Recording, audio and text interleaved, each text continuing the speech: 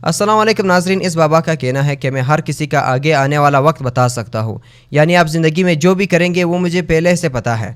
और दोस्तों ये आज लाइव करके दिखाएंगे। वीडियो बहुत ही दिलचस्प है और इसी हवाले से हम डॉक्टर जाकिर नाइक से भी सुनेंगे। तो आइए वीडियो की जानिब बढ़ते हैं, वीडियो को स्टार्ट करते हैं। मैं भविष्य बनाने वाला हूँ। ले आओ पेन, ले आओ कागज, ले आओ। अभी निकालेंगे आप? अभी निकाल दूंगा। ठीक है, ये तो लेकिन होगा। ये मैं निकालने नहीं आया था।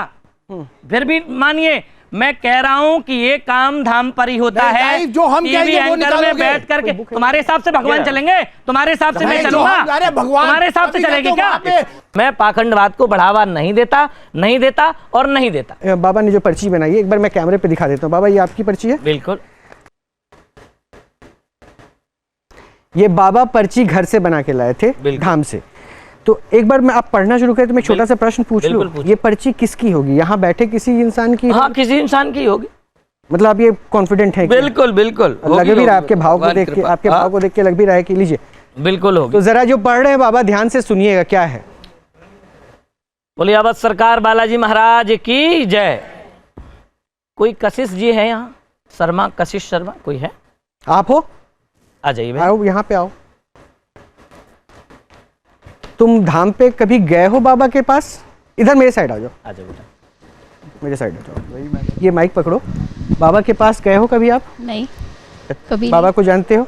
नहीं, पहली बार देखा है। ठीक है। अब देखिए कि आपने पूछा था कि कई लोग, मैंने कहा था कि कई लोग हो सकता है सवाल, और सबके मन में भविष्य जानने की इच्छा होती है, चाहे छोटा हो, चाहे बड़ा हो, चाहे बूढ़ा हो, कोई भी होता है, उसे भविष्य जानने की इच्छा होती है। लेकिन हम भविष्य वक्ता नहीं हैं, फिर बताए दे रहे हैं, हम तो भविष्य निर्माता हैं। हम तो कहते हैं कर्म करो, फल की इच्छा भी मत करो। बिल्कुल कर्म करते जाओ, तुम्हें फल मिलेगा ही मिलेगा। लेकिन चूंकि इस साइड से आवाज आई थी कि हम कुछ जानना आए हैं, मेरी बहन आई है। बहन इधर आइए। आपका नाम कशिश है? हाँ जी। लिखा है यहाँ? हाँ। वो मैं कैमरे पे रिकॉर्ड करा दिया, बाबा पढ़ लीजिए। अवध सरकार धाम गोवर्धन वृंदावन। कशिश शर्मा जी की अर्जी स्वीकार। नौकरी के योग हैं। माता पिताजी की तबीयत में लाभ होगा, वह सहयोग परिवार से मिलेगा। पिताजी का नाम किशन या कृष्ण शर्मा होगा। क्या नाम है पिताजी? किशन शर्मा। बिल्कुल है। तो ताली बनती है कि नहीं बनती है? जयकारा भी बनता है। और सनातन धर्म की जय। अरे जोर से जयकारा लगाओ। सनातन धर्म की जय। धन्यवाद। अच्छा, आगे कृष्ण या कृष्ण जी होगा। और आपका मकान नंबर कितना होगा बहन मेरी? याद है? शायद आपको भी याद नहीं होगा। 181 लगभग। हाँ, 181 होगा। नौकरी होगी और 2 बार विदेश यात्रा होगी। इस पर्चे को फ्रेम करके घर में रख लीजिएगा। फ्रेम करके घर में रख लीजिएगा। 2 बार विदेश यात्रा होगी।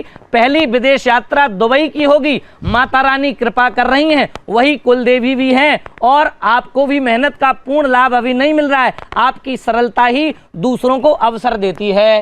बालाजी सरकार की जय। और सुनिए, यहाँ से और आगे जाते हैं। अभी हम और आगे जाते हैं। मैं आधार कार्ड ऐसा पूरा नहीं बताना चाहिए, लेकिन मैं आपको बताता हूँ। नहीं, पूरा मत बताइएगा क्योंकि पूरा नहीं बता रहा हूँ। तो मैं ये अच्छा, ये भी लिखा है अपने आधार कार्ड होगा, ये भी लिखा हुआ है। मैं देख सकता हूँ? बिल्कुल देखिए, आइए। मैं एक मिनट आधार कार्ड है आपका? हाँ, डिजिटल है। डिजिटल है। क्या होता है? वो इनके पास मोबाइल पे है। अच्छा, मोबाइल पे होता है। अच्छा, आखिरी के 2 नंबर आप बताइए। 71। आपके पास डिजिटल है, चेक कर सकती हैं आप? मैं तो पूरा लिखा हुआ है। मैं कैमरे पे नहीं दिखाऊंगा, आप सिर्फ हाँ या ना आप बताइए। कृपा है जो। एक सेकंड अभी अब बात करवाऊंगा। आप खाली मुझे अपना वो दिखा दीजिए, आप मुझे दिखा दीजिए। लास्ट में 71 है? हाँ जी। है? मैं एक सेकंड, डॉक्टर कपिल, लास्ट में 71 है। मैं कुछ बोलूं? नहीं, आप बोल लीजिएगा, आप बोल लीजिएगा। है, बिल्कुल है, बिल्कुल है। ठीक है। ये बाबा जो आप कह रहे हैं वो आधार नंबर है? बिल्कुल। यानी वो पर्ची पे जो आप आधार नंबर लिखे, मैं एक बार मिला लूं? हाँ बिल्कुल, मिलाइए। बस छोड़ दीजिए, आप बोलने नहीं। ये जो पर्ची पे लिखा हुआ है, जो पर्ची पे लिखा हुआ है वही सेम आधार नंबर है। 1271 बाद में होगा। ठीक है बाबा, वो नहीं बोलना है उसको। और बेटे क्या है, याददाश्त में कमजोरी है? आया ना? पढ़ते हैं और भूल जाते हैं। देखो लिखा है कि नहीं। याददाश्त बढ़ेगी इसलिए और लाभ होगा, और उसके लिए मंत्र आपको दिया है मैंने। माता रानी ही आपकी कुल देवी हैं, उनसे ही ज्यादा विशेष प्रेम है आपको। ठीक है, यहाँ मंत्र है ओम ऐम ह्रीम क्लीम चामुंडाए नमः। इस मंत्र का जाप करना है, देवी आप पर कृपा। एक मिनट, ये पर्चा आप मुझे पहले दे दीजिए, मैं इनको दे दूंगा। ये फ्रेम करा के, चूंकि आपने कहा इनको रखने के लिए। अभी तक जो बात है आधार का, वो तो सही है, मैंने अपने आंखों से देखा। जी, जो उन्होंने आपने वो कहा मकान नंबर, वो ये भी नहीं कॉन्फिडेंट है। पिता का नाम भी सही है, इनका नाम भी सही है। अच्छा, मैं अब आपसे पूछ रहा हूँ, कशिश नाम है ना? जी सर। जो इन्होंने पर्चे पे सारी चीज़ें बताई वो सही है? हाँ बिल्कुल सही है। बिल्कुल। और ये भी पूछ बिल्कुल लीजिए सही। बहन कहीं मिली तो नहीं आप? नहीं आज नहीं से अलावा कबहू, और अभी मिली हैं, पहले तो नहीं मिल रही, हाँ वहाँ कमरा में कहीं नहीं नहीं पूछ भी लियो जो है।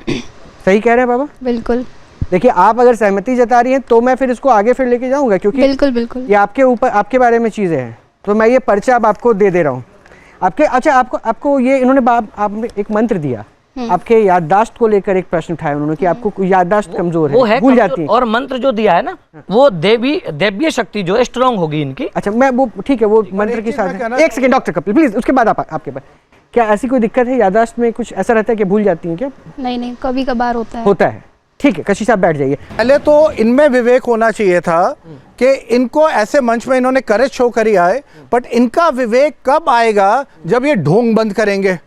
ये इन्होंने, मैंने लिखा हुआ यहाँ पे, ये किसी भी बच्चे का आधार कार्ड उठाएंगे, आधार कार्ड से सारी इंफॉर्मेशन उठाएंगे और ये आप लोग को दे देंगे। एक सेकंड, मेरा क्वेश्चन डॉक्टर साहब आप ही बोलिए। बोलिए। इनके पास किसी तरह की शक्ति नहीं है। स्वामी विवेकानंद को आप सुन लीजिए, 150 साल पहले उन्होंने कहा था ये सब थ्योरीज डिबंक होनी चाहिए, ये सब अंधविश्वास है, जो कि 9 लैंग्वेजेस में है। इस पे अगर आप देखेंगे भगवत गीता के ऊपर, secrets of success through Bhagavad Gita, ऐसा आदमी ये कहते हैं सनातन का विरोधी है। ये 9 भाषाओं में है, 5 भाषाओं में, 25 भाषाओं में हम लिख सकते हैं, 25 में हम लिख सकते हैं, हम 25 में लिख सकते हैं। आप खत्म नहीं कर सकते। आपके लिए अरे मुझे नहीं पढ़ना, मेरे पास ज्ञान है, तुमसे बड़े आपसे फ्रॉड कर रहे तुम हैं, वो सनातन को बचाएगा। ऐसा है हमारे धर्म में, को बचाना है, आप हैं, तुम लोग जैसे लोगों को आप बचाना हैं पड़ेगा। बेवकूफ। समझिए, ये किताब आपसे लीजिए, बड़ा मेरे पास नहीं, आप बैठ गए, मजाक उड़ा रहे हैं। हजारों किताबें शर्म आनी चाहिए आप लोगों को, पढ़ने के लिए, शर्म आनी चाहिए आप लोगों आपको को। शर्म आनी चाहिए। पूरा और ढोंग बात बढ़ते तो हुए विवेकानंद जी, 1 मिनट की शर्म नहीं है। अरे सुनो, झूठ बोल रहे हो। विरोधी हो, सनातन के सबसे बड़े विरोधी तुम ही हो। अरे विरोधी क्या है? 4 बार, भगवत गीता में एक किताब बार विरोधी नहीं, लिखेगा। 4 बार। ये पाखंड है तुम्हारा। अरे आपका पाखंड। पिछली बार कैमरे में पकड़े गए हो, 4 बार पकड़े गए हो। तो इसलिए तुम आया। जैसे लोगों ने सनातन को बदनाम कर दिया है। और बाबा की तरह मैं भी पर्चा लेके आया बना के आज। आप भी बना के लाए? मैं भी लाया बना के। भाई, मैं तो अभी आपको मौका ही दे रहा हूँ कि मैं तो चाह रहा हूँ कि ऐसा देखिए, बाबा ने कहा, अच्छा। बाबा ने जो कहा आपने उसको सुना नहीं। बाबा का कहना आज भी ये पर्चा बना के लाए हैं। जी, पिछली बार भी बना के ही लाए थे, पिछली बार भी। और ये धाम में जब उनको साधना पे होते हैं, भक्ति में होते हैं, तो उनको कुछ जो आता है जी। तो अपने मन से बना के वो लिख देते हैं पॉइंट्स, और यहाँ पॉइंट्स को वो कागजों पे उतारते हैं। तो अब इन्होंने कह दिया है, तो आप कह रहे हैं कि ऐसा कुछ होता नहीं आपके लिए, तो ये ऐसा एक्ट है। कुछ मेरे साथ भी हुआ था। मैं कल घर पे बैठा था तो मुझे जब यहाँ से कॉल आया कि आपको आना है सुबह यहाँ पर, अच्छा। तो मुझे भी ऐसा आदेश आया। मैं भी प्रभु की भक्ति करता हूँ, ईश्वर की भक्ति करता हूँ, तो बाले सरकार ने मुझे आदेश दिया कि इसमें कुछ लिखा जाए। अच्छा। और उसमें कुछ लिखा, फिर आए कि यहाँ पे मैंने बच्चों से मैं मिला करके, लेकिन मैंने किसी का नाम भी नहीं पूछा। राइट, पूछा था क्या नाम? अमर ने किसी से नाम पूछा था क्या? किसी से? किसी का भी, मतलब किसी की भी अर्जी लग सकती है यहाँ पे। अच्छा। और अमर महाराज जिसमें से एक पर्ची निकालिए, बिल्कुल निकाल लेंगे। कोई भी निकालिए, कोई भी। और पर्ची आप मुझे आपको बदलना है? नहीं बिल्कुल नहीं। पर्ची आप मुझे इसमें बहुत सारी पर्ची आप कैमरा मुझे पे। अच्छा ये लो। बहुत सारी पर्ची हैं कैमरा में। वही रखेंगे, चेंज करेंगे? नहीं बदल वही रखेंगे, चलिए आएगी जो आएगी, कोई दिक्कत नहीं। ये हम रख देते हैं इसको हम पीछे। हाँ। एक पर्ची निकल के आई है हमारे पास। आई होप सो ये जिसकी अर्जी लगी होगी उसकी पर्ची है यहाँ पे, क्योंकि हमारे पास बहुत सारे बच्चे यहाँ बैठे हुए हैं। भगवान की कृपा सब पे जो है। यहाँ पे किसी का नाम हर्ष है। एक बार हाथ उठा लीजिए, खड़े रहिए आप। हर्ष, आपके मन में एक सवाल था, और ये बड़ा अटपटा सवाल है मुझे लग रहा है। हर्ष का सवाल था, क्या मेरे मित्र चिराग को कभी गर्लफ्रेंड मिलेगी? एनवलप के अंदर एक पर्चा होगा जी। और ये मैं कल घर से ही लिख करके लेके आया था। और कुछ नहीं महाराज? हाँ ठीक, जी, कोई और कुछ दिक्कत नहीं है। मुझे कोई परेशानी नहीं। इसमें लिखा हुआ है बालाजी सरकार की जय। नाम क्या है जय। तुम्हारा? हर्ष। अच्छा, नाम हर्ष होगा। ऑडियंस में बैठा व्यक्ति का, उनके मन में अपने मित्र चिराग के लिए प्रश्न होगा कि चिराग को गर्लफ्रेंड कब मिलेगी। पीछे उपाय भी लिखा हुआ है मैंने। मंगलवार। और उसमें उपाय बाद में बताऊंगा। ये जो कुछ हुआ है ये पहले से मुझे इन्होंने एनवेलप दिया, इस एनवेलप में ये लिख के अमर ने घर से कैरी किया था, ये अमर का कहना है। और इसमें ये भी लिखा हुआ है 21 मंगलवार हनुमान जी के मंदिर जाएं, सभी मनोकामना पूरी होंगी और जीवन में लाभ मिलेगा। ये मैं ये सवाल करना चाहता हूँ कि जो पंडित लोग हाथ की रेखा और राशि से देख के जो भविष्य बताते हैं वो सही है या झूठ?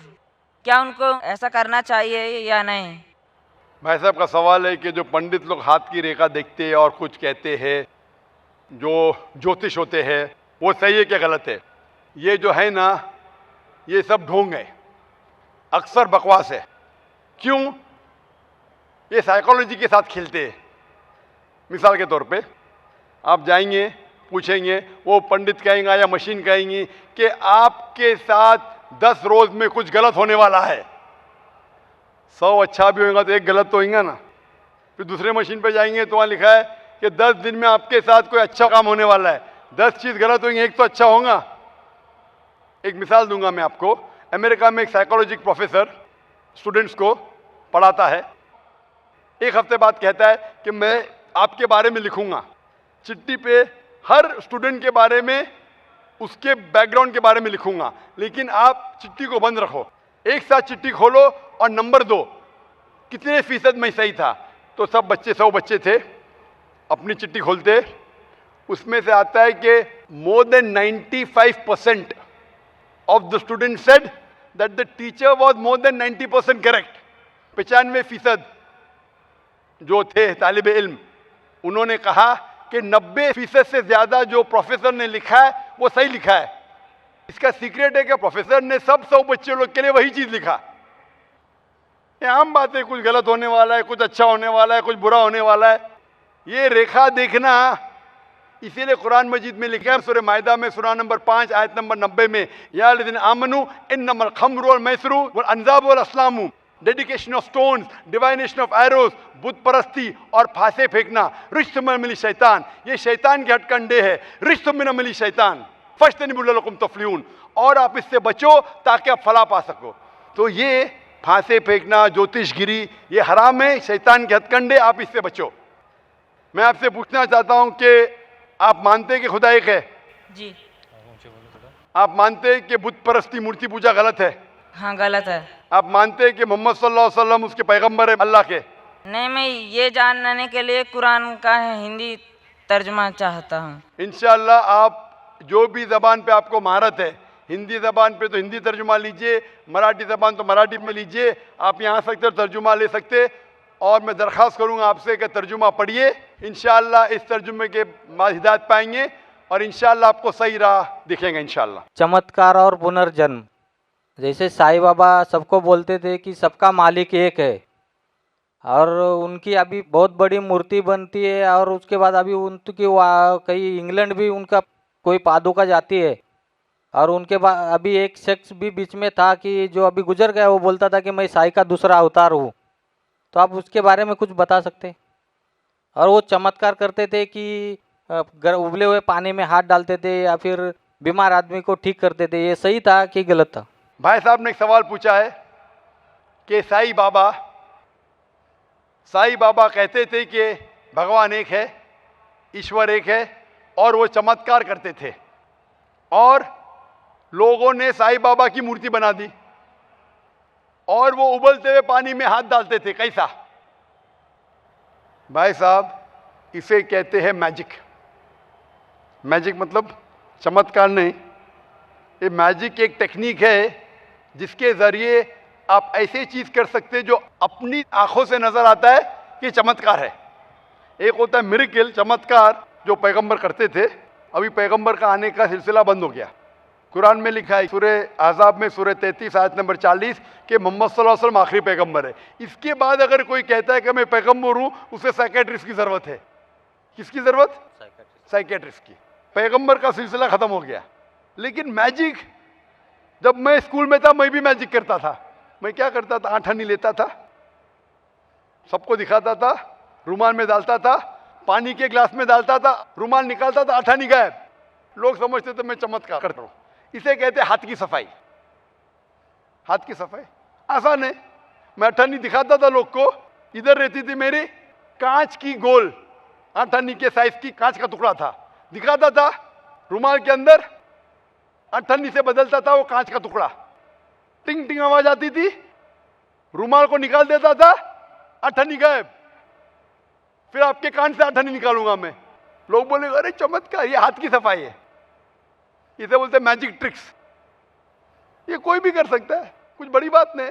आप इंसान को 2 टुकड़े में काटो, वापस जोड़ो, ये हाथ की सफाई है, कोई चमत्कार नहीं है। एक मिसाल देता हूं, पीसी सरकार, नाम सुना पीसी सरकार? जो बहुत बड़ा मैजिशियन था, वो साईं बाबा के पास गए। साईं बाबा क्या करते थे, चमचे को मोड़ते थे। उनने चमचे को सीधा कर दिया। साईं बाबा निकालते थे विभूति, वो निकाले कबूतर। ये हाथ की सफाई है, कबूतर निकालना हाथ में से बहुत आसान है। ये आम तौर पे, क्योंकि आपकी आंख देख नहीं सकती हाथ कितना फास्ट मूव होता है, हमें लगता है उबलते पानी में हाथ डालना। हमने साइंस में सीखा, एक केमिकल डालेंगे तो पानी उबलता ऐसा लगता है, हाथ डालेंगे ठंडा रहता है, दिखता है। आप भी हाथ डालो, आपका भी हाथ नहीं जलेगा। ये सब हाथ की सफाई है। तो हाथ की सफाई से आदमी पैगंबर नहीं बनता है। और मूर्ति बनाना गलत है। साईं बाबा की मूर्ति बनाना है ईसा अलैहिस्सलाम की। ईसा अलैहिस्सलाम अल्लाह के पैगंबर थे, उनने कहा मूर्ति पूजा गलत है, फिर भी ईसाई लोग मूर्ति बनाते। तो ईसा अलैहिस्सलाम की गलती नहीं, वो ईसाई लोग की गलती है। तो इसीलिए हमें अल्लाह के अहकामात पे अमल करना चाहिए। कुरान मजीद, आप इस्लाम के बारे में पढ़ चुके हैं भाई साहब? नहीं, कुछ पढ़ा नहीं हूँ, मैं पढ़ना चाहता हूँ। पढ़ना चाह, आप जानते हैं कि खुदा एक है? आप मानते हैं कि खुदा एक है? हाँ, एक तो है। आप मानते हैं? आप मानते हैं कि बुत परस्ती मूर्ति पूजा गलत है? हाँ, मूर्ति पूजा गलत। आप मानते हैं ना? आप मानते हैं मोहम्मद सल्लल्लाहु अलैहि वसल्लम पैगंबर है? वो मैं जानता नहीं हूँ, इसके लिए मैं पढ़ना चाहता हूँ। तो आप इंशाअल्लाह कुरान मजीद का तर्जुमा लीजिए। कुरान मजीद के तर्जुमे से आपको माशाअल्लाह हिदायत मिलेंगी। आप जो ज़बान में जानते, हिंदी में जानते तो हिंदी में लीजिए, अंग्रेज़ी जानते अंग्रेज़ी में लीजिए। इसे पढ़िए, इस पे अमल करें, इंशाअल्लाह आपको हिदायत मिलेंगी और आपको सही रास्ता मिलेगा। मेरा नाम है राजेश्वर, मैं नवी मुंबई नेरुल से आया हूँ और मुझे यहाँ पर लेकर आया है मेरे दोस्त श्री अजीम मुल्तानी ने। तो मैं एक प्राइवेट कंपनी में नौकरी करता हूँ। तो मेरा ये कहना है, हम जो लोग बोलते हैं कि मैं हिंदू हूँ, मुसलमान बोलता है मैं मुसलमान हूँ, सिख बोलता है मैं सिख हूँ, क्रिश्चियन बोलता है मैं ईसाई हूँ, तो सब लोग अपने अपने धर्म का अपना परिचय देते हैं। तो मेरा सवाल ये है कि इस धर्म को बनाया किसने है, और अगर बनाया है तो किस मकसद से बनाया है? क्या हम सिर्फ एक धर्म को मान नहीं सकते हैं जो कि इंसानियत धर्म है, और कोई धर्म को न माने, न हिंदू, न मुस्लिम, न सिख, न ईसाई, और किसी भी धर्म को कबूल करवाना क्या ज़रूरी है? भाई साहब का अच्छा सवाल है, बहुत अच्छा सवाल है। और एक सवाल साथ में इसमें जुड़ा हुआ है सर, मैं पूछना चाहूँगा, बिना किसी धर्म को कबूले बगैर क्या इंसान नेक और सही रास्ते पे चल नहीं सकता है? और ये जो अपने अपने धर्म के गुरु हैं, वो किस लिए अपने धर्म का प्रचार करते हैं और किस मकसद से करते हैं? ये मेरा प्रश्न है। भाई साहब का बहुत अच्छा सवाल है कि लोग कहते हैं मैं हिंदू हूँ, मैं मुस्लिम हूँ, मैं सिख हूँ, मैं ईसाई हूँ। तो ये धर्म को किसने बनाया? धर्म होना चाहिए कि सिर्फ, बिल्कुल सही है, धर्म होना चाहिए कि, और वो होना चाहिए इंसानियत। भाई साहब पूछते धर्म होना चाहिए कि, फिर पूछते क्या धर्म को कबूल करना जरूरी है? और क्या एक धर्म में मानना जरूरी है? भाई साहब ने अच्छा सवाल किया कि कोई कहता है मैं मुस्लिम हूँ, कोई कहता है मैं हिंदू हूँ, कोई कहता है मैं ईसाई हूँ, कोई कहता है सिख हूँ। ये धर्म को किसने बनाया? और धर्म होना चाहिए एक। आपका पहले भाग जो सवाल का बिल्कुल सही है। कुरान में अल्लाह ताला फरमाते सूरह अल इमरान में सूरा नंबर 3 आयत नंबर 19 में, इन्ना दीन इंदल्लाहिल इस्लाम, अल्लाह के नज़दीक सिर्फ एक ही दीन सही है, वो है अपनी जिंदगी अल्लाह के, खुदा के, ईश्वर के, भगवान के अहकामात के मुताबिक बसर करना। तो दीन होना चाहिए एक ही। ये इतने दीन किसने बनाया? इंसानों ने बनाया। हमारा खालिक, हमारा मालिक, हमारा रब, हमारा ईश्वर, हमारा भगवान, हमारा अल्लाह सिर्फ एक ही दीन बनाया, एक ही मजहब बनाया, वो है अमन हासिल करना, शांति हासिल करना, सलामती हासिल करना, अपने खालिक के अहकामात के मुताबिक ज़िंदगी बसर करने के बाद। इसीलिए दीन मज़हब खालिक ने सिर्फ एक ही भेजा, लेकिन वक्त के दौरान मिलावट होते गई, मिलावट होते गई। मिलावट होने की वजह से अल्लाह ने दूसरे नबी भेजे, दूसरी किताब भेजी, फिर मिलावट हुई और दूसरे पैगंबर भेजे और एक किताब भेजे उसे सही करने के लिए। इस तरीके से अल्लाह के रसूल मोहम्मद सल्लल्लाहु अलैहि वसल्लम फरमाते कि अल्लाह ने इस ज़मीन पे 1,24,000 पैगंबर भेजे, कई किताबें भेजे। आखिरी किताब कुरान मजीद। कुरान में लिखा है सूरह राद में सूरह नंबर 13 आयत नंबर 7, वलिकुल्लि कौमिन हाद, कि हर कौम पे मैंने पैगंबर भेजा। सूरह राद सूरह 13 आयत नंबर 7 और सूरह राद सूरह नंबर 13 आयत नंबर 38 में कि हर दौर में हमने एक किताब नाजिल की। आखिरी किताब है कुरान, आखिरी पैगंबर मोहम्मद सल्लल्लाहु अलैहि वसल्लम। हमारे खालिक ने एक ही मज़हब भेजा, हमने उसमें मिलावट पैदा की। मज़हब का अगर सही मानी ले, हिंदू की क्या मानी? हिंदू की मानी ये है कि जो इंसान हिंदुस्तान में रहता है, जो इंडस वैली के इस तरफ रहता है, उसे कहते हैं हिंदू। ये लफ्ज़ सबसे पहले बार इस्तेमाल किया था अरबों ने हिंदुस्तानी के लिए। इस लफ्ज़ के एतबार से मैं हिंदू हूं। उसके बाद लोगों ने कहा कि नहीं, हिंदू वो है जो बुत परस्ती करता, वो गलत है। तो सही मानी हिंदू के मैं हिंदू हूं। ईसाई के मानी क्या? ईसाई के मानी जो ईसा अलैहिस्सलाम के पैगाम पे अमल कर रहा है, ईसा अलैहिस्सलाम ने जो चीज़ सिखाई उस पर अमल करता है। मैं कहता हूं कि मैं जो अपने आप को ईसाई कहते हैं उससे ज़्यादा ईसाई हूं, क्योंकि मैं ईसा अलैहिस्सलाम के बातों पे और अमल करता हूं बनिस्बत वो लोग जो अपने आप को ईसाई कहते हैं। तो उस लिहाज से मैं और पक्का ईसाई हूं।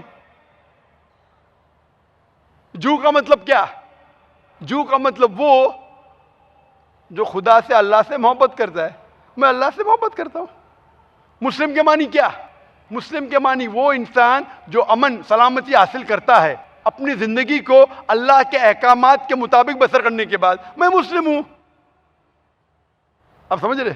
ये मिलावट बाद में आई, जो ईसा अलैहिस्सलाम ने सीखा उसमें मिलावट आई।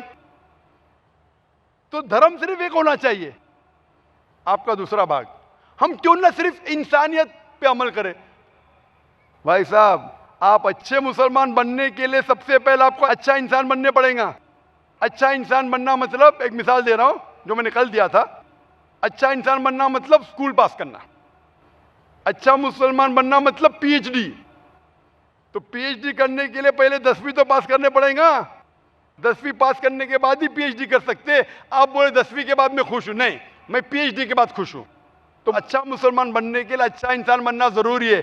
जैसा मैंने शुरू में कहा, आप एक मुझे इस्लाम की तालीम बताओ जो इंसानियत के खिलाफ है, एक भी नहीं। तो इस्लाम मजहब ही इंसानियत का है, लेकिन इंसानियत के अलावा और चीज आपको सिखा रही है। क्या कह रही है? शराब मत पियो। अब इंसानियत में शराब पी सकते क्या? नहीं, इंसानियत की किताब में आप शराब पी सकते। हमारा खालिक बोलता है नहीं, शराब पीने से क्या होता है? आज जितने बलात्कार हो रहे, 80% से ज्यादा जो आदमी बलात्कार कर रहा है या वो औरत जिस पे बलात्कार हो रहा है या दोनों, तीनों में से एक शराब के नशे में था। इधर वो बलात्कार करने वाला शराब के नशे में था या जो औरत पे बलात्कार हुआ गया, या दोनों शराब के नशे में थे 80%। इसलिए हमारा खालिक, हमारा रब कहता है शराब मत पियो। इंसानियत कहती है शराब पियो। आप किस में मानेंगे, इंसानियत या रब में? तो इसीलिए मुस्लिम बनना इंसानियत का पीएचडी है। अच्छा इंसान बनना मतलब स्कूल पास करना। मैं बिल्कुल आपसे सहमत हूं। अच्छा इंसान पहले बनो, फिर मुस्लिम बनो। अच्छा मुसलमान बनने के लिए रब की इबादत करना जरूरी है। आपने पूछा कि कोई मजहब को फॉलो करना जरूरी है? बिल्कुल। अगर आपके पास रूल्स रेगुलेशन नहीं है, आप जब स्कूल में जाएंगे आप बोलेंगे स्कूल के रूल्स को फॉलो करना जरूरी है क्या? मैं एक दिन पीले कपड़े पहनूंगा, एक दिन नीले कपड़े पहनूंगा, एक दिन लाल, नहीं, रूल फॉलो करो। सब लोग साथ में ABCD, नहीं मैं ACDB पढ़ूंगा, Z पढ़ूंगा, नहीं, ABCDEFG कायदे से पढ़ो। आप कोई कायदा फॉलो, अब बोलेंगे रूल फॉलो करना जरूरी है, मैं लेफ्ट हैंड पे नहीं चलाऊंगा, राइट हैंड पे चलाऊंगा। हिंदुस्तान में तो राइट हैंड ड्राइव, अमेरिका में तो लेफ्ट हैंड ड्राइव नहीं, लाल के ऊपर मतलब मैं जाऊंगा, ग्रीन मतलब मैं ठहर जाऊंगा।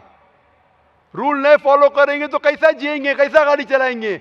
तो जब गाड़ी चलाने के लिए रूल फॉलो करने पड़ता है तो जिंदगी बसर करने के लिए रूल नहीं फॉलो करेंगे? ये जाहिल इंसान कहेगा, होशियार इंसान नहीं। और मैं समझता हूं आप तो होशियार इंसान है। गाड़ी चलाने के लिए रूल चाहिए, स्कूल में जाने के लिए रूल चाहिए, जिंदगी बसर करने के लिए रूल नहीं। आप बोलेंगे मैं नाक में से खाऊंगा, चलेगा नहीं, मैं मुंह में से खाऊं। आप समझ रहे? तो ये हमारा खालिक। आप जब बीमार होते किसके पास जाते? डॉक्टर के पास जाते। डॉक्टर को इल्म है इंसान के जिस्म के बारे में, वो खालिक और सबसे बड़ा डॉक्टर है, वो जानता है क्या अच्छा है क्या बुरा है। इसीलिए खालिक जो कहता है, हम आपको बनाने वाला जो कहता है, उसके अहकामात पे चलने से अच्छे मुसलमान बन सकते और सबसे ज्यादा सफल मुसलमान बन सकते और इंसान बन सकते। मैं पूछना चाहता हूं, आप मानते हैं खालिक में? खाली का मतलब मुझे नहीं पता। बनाने वाला। आप एक ईश्वर में मानते, एक खुदा में मानते या अनेक खुदा में मानते? नहीं, मैं तो सभी जगह जाता हूँ, मंदिर जाता हूँ, मस्जिद जाता हूँ, लेकिन मैं किसी को मानता नहीं। मैं सिर्फ यही मानता हूँ कि मैं भी मंदिर जाता हूँ, मस्जिद, मैं भी मंदिर जाता हूँ, मस्जिद जाता हूँ। एक पावर जो है, जो हमको रूल करती है, मैं उस चीज को मानता हूँ। एक पावर, दो पावर नहीं ना, एक पावर जो है, वही तो पूछ रहा हूँ मैं। एक पावर को मानते हैं, दो पावर को मानते? एक ही पावर को मानता हूँ। मैं भी एक पावर को मानता हूँ, मंदिर भी जाता हूँ, मस्जिद भी जाता हूँ, लेकिन मंदिर जाके बुत परस्ती नहीं करता हूँ, मूर्ति पूजा नहीं करता हूँ, क्योंकि वो पावर कहती है मूर्ति पूजा मत करो। मूर्ति मतलब वो पावर वाले को आप कम पावर दे रहे, बराबर ना? तो हिंदू मजहब कहता है मूर्ति पूजा मत करो, ईसाई मजहब कहता है मूर्ति पूजा मत करो, कुरान कहता है मूर्ति पूजा मत करो। एक पावर, उसको पावर कहो, ईश्वर कहो, खुदा कहो, अल्लाह कहो, लेकिन एक है ना कि दो है? एक ही है। बिल्कुल से। एक पावर को मानते? बिल्कुल। यानी एक ईश्वर को मानते? बिल्कुल। एक खुदा को मानते? बिल्कुल। एक अल्लाह को मानते? बिल्कुल। आप मानते हैं कि बुत परस्ती, मूर्ति पूजा गलत है? गलत तो है, लेकिन मैं करता हूँ। हाँ, यही तो बात है। आप मानते हैं गलत, अल्हम्दुलिल्लाह, करते वो गलत। वो चलते आ रहा है, बचपन से चलते आ रहा है। मेरे परदादा भी कहते थे कि जमीन चपटी है, लेकिन मैं जब स्कूल में जाता हूँ डॉक्टर बन गया। बट हम मूर्ति की पूजा करने की वजह से मैं मानता हूं कि मैं गॉड फियरिंग हूं, मुझे डर है, मेरे वालिद गलत काम से बचता हूं। हाँ, गलत काम करते लेकिन गलत काम से बचते, दोनों में टकराव है। आप गलत काम से बचते फिर बोलते गलत काम करते। मूर्ति की पूजा करने से मैं गलत काम से बचता हूं। आपने कहा, मैं मानता हूं। आपने कहा मूर्ति पूजा करना गलत है, मैं मूर्ति पूजा करता हूं, गलत काम से बचता हूं, तीनों में टकराव है। मैं हिंदी में जरा कमजोर हूं। आपने कहा कि मूर्ति पूजा करना गलत है, लेकिन फिर भी मैं करता हूं और गलत काम से बचता हूं, दोनों कॉन्ट्रडिक्टिंग है। शराब पीना गलत है, फिर भी पीता हूं और गलत काम नहीं करता। अरे पीऊंगा तो बलात्कार करूंगा ना। मैं नहीं पीता हूं। आप नहीं पीते, अच्छी बात है, अल्हम्दुलिल्लाह। आपके वेद में लिखा है, बाइबल में लिखा है, कुरान में लिखा है, तो क्यों करते? बचने का है तो उस पावर, उस ताकत, उस अल्लाह, उस खुदा, उस भगवान के अहकामात पे अमल करो। मूर्ति पूजा करने से क्या मिलेगा आपको? आप कुरान मजीद पढ़ो, कुरान मजीद आखिरी पैगाम है उस पावर का। तो अगर आप जानते हैं कि मूर्ति पूजा गलत है, तो गलत काम से क्या सही रास्ता मिल सकता है? चोरी करना गलत है, लेकिन मैं क्या करता हूं? चोरी करता हूं और गरीबों में बांटता हूं, सही है? गलत है। गलत है। चोरी करना गलत है, आप मानते क्या? चोरी करता हूं लेकिन गरीबों में बांटता हूं। अरे गरीबों में बांटने का तो मेहनत करके बांटो ना, चोरी करके मेहनत मत करो, मेहनत करके मेहनत करो और हलाल की कमाओ और गरीबों में बांटो। उसी तरीके से जो आप जानते हैं मूर्ति की पूजा गलत है, फिर क्यों करते? क्योंकि आपके परदादा करते आए हैं। मेरे परदादा कहते थे दुनिया चपटी है, लेकिन मैं कहता हूं दुनिया गोल है क्या चपटी है? गोल। आपके परदादा क्या कहते थे? चपटी क्या गोल? गोली कहते थे। परदादा? आपके बाप दादा ने परदादा गोली कहते थे। कभी 1000 साल पहले? बिल्कुल। आपके दादा का नाम क्या था? पता नहीं। हाँ, तो आप खाली हवा में फेंक रहे हैं। इंसानियत 1000 साल पहले कहती थी कि दुनिया चपटी है। आपके परदादा का नाम क्या? मैं नाम लिखूंगा ना साइंटिस्ट बुक में। आपके परदादा का नाम क्या है? पता आपके परदादा क्या कहते थे? दुनिया चपटी है क्या गोल है? मैं कुछ नहीं कह सकता इसके बारे में, क्योंकि मैंने सुना नहीं है क्या कहते थे। लेकिन साइंस कहती है, मेरे परदादा और आपके परदादा कहते थे कि चपटी है। आप मानते हैं चपटी है? नहीं, क्योंकि आप तरक्की कर चुके। जब तरक्की करते हैं गलत चीज को छोड़ देने का है। अभी बुत परस्ती करेंगे या छोड़ देंगे? कोशिश करूंगा छोड़ने की। हाँ, ये बात हुई ना, ये मर्दानी बात हुई ना। माशाल्लाह, ये अच्छी बात है कि भाई साहब मानते एक पावर में, एक खुदा में, एक ईश्वर में, एक भगवान में। बुत परस्ती गलत है और कोशिश करेंगे इसको छोड़ने की। आप मानते हैं कि मोहम्मद सल्लल्लाहु अलैहि वसल्लम पैगंबर है? पता नहीं, मुझे नहीं मालूम। इसीलिए मैं चाहूंगा कि आप कुरान मजीद पढ़िए। जी। मैं आपको कुरान मजीद का तर्जुमा दूंगा। जी। अंग्रेजी जानते तो अंग्रेजी में दूंगा, हिंदी जानते हिंदी में दूंगा। पढ़िए, इससे आप हिदायत पाएंगे और इंशाअल्लाह जो भी मुश्किलात है आप मुझे पूछ सकते हैं या हमारे इदारे को लिख सकते हैं। और जब आप एकदम संतुष्ट हो जाएंगे कि सही किताब है, फिर आप एकदम अच्छे, अभी आप इंसान हैं, अच्छे इंसान हैं और अच्छे PhD बनेंगे। उस दिन का मैं इंतजार करूंगा। शुक्रिया। क्वेश्चन। शुक्रिया शुक्रिया। तो मेरे प्यारे मुअज़्ज़िज़ नाज़रीन, ये थी हमारी आज की वीडियो के इस बाबा के कारनामे। तो आप लोगों ने देख ही लिए कि इसका कहना था कि मैं हर किसी का आने वाला वक्त बता सकता हूँ, यानी आपकी ज़िंदगी में आगे जो होगा वो उसे पहले ही पता होता है। तो दोस्तों, आपने तो वीडियो देख ही लिया और इसे एक्सपोज भी हम लोगों ने कर दिया। उम्मीद है कि आप समझ चुके होंगे। और दोस्तों, डॉक्टर जाकिर नाइक का बेहतरीन सा बयान भी आप लोगों ने सुन लिया कि ये सब कुछ झूठ डोंग ड्रामा है, ये सब कुछ बकवास है, ये लोग बस इंसानों को लूटते हैं। तो उम्मीद है कि आप समझ चुके होंगे। और दोस्तों, डॉक्टर जाकिर नाइक के बारे में अपनी कीमती राय का इजहार कमेंट सेक्शन में ज़रूर कीजिए। और अगर आपका भी कोई सा सवाल है, आप भी कमेंट सेक्शन में पूछ सकते हैं। इंशाअल्लाह ताला आपको भी ज़रूर रिप्लाई मिलेगा। तो दोस्तों, मिलते हैं नेक्स्ट वीडियो में, तब तक के लिए अल्लाह हाफिज़।